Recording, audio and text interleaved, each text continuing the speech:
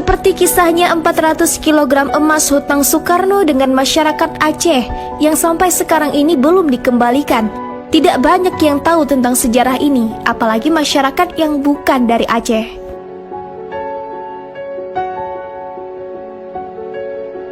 Yang mereka tahu adalah pesawat dan emas di Monas. Lebihnya lagi, mereka hanya mengklaim bahwa Aceh adalah pemberontak dan ganja.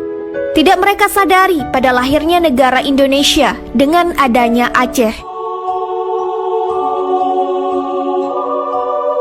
Emas sebanyak 400 kg yang dipinjam pada masa pemerintahan Presiden Soekarno itu merupakan milik Lebe Ali, seorang pengusaha atau saudagar asal Rempelam, Kecamatan Rikit Gaib, Kabupaten Gayo Lues, Aceh.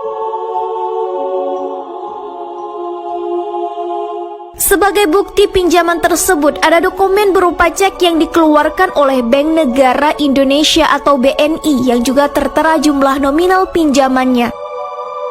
Pinjaman tersebut berupa cek senilai 400 kg emas sesuai dengan bukti cek yang dikeluarkan Bank Negara Indonesia atau BNI tertanggal 30 Juni 1941.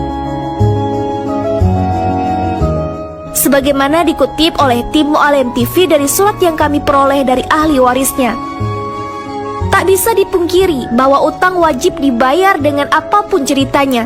Seandainya kita mati, ahli waris wajib karena tidak ada jalan lain selain membayar.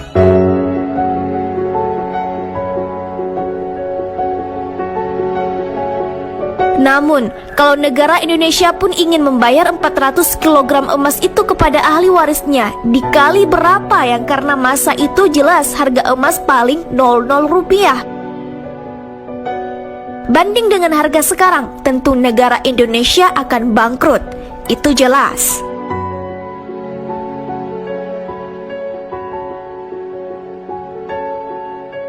Karenanya, surat hutang antara pemerintah Indonesia dengan masyarakat Aceh bukan saja emas 400 kg saja yang belum dibayar, walaupun negara sudah hampir 80 tahun, ditambah lagi dengan hutang uang yang disurat Aceh. Seperti viralnya Nyak Sandang surat utang piutang itu yang diteken langsung oleh Presiden pertama RI yaitu Soekarno. Sedangkan Soekarno sudah lama meninggal. Bayangkan gimana nasibnya di dalam kubur sana? Yang pasti surat tersebut masih banyak disimpan di kalangan masyarakat Aceh. Ditambah lagi dengan utang negeri yang menumpuk hingga Indonesia menjadi ranking 6 di dunia.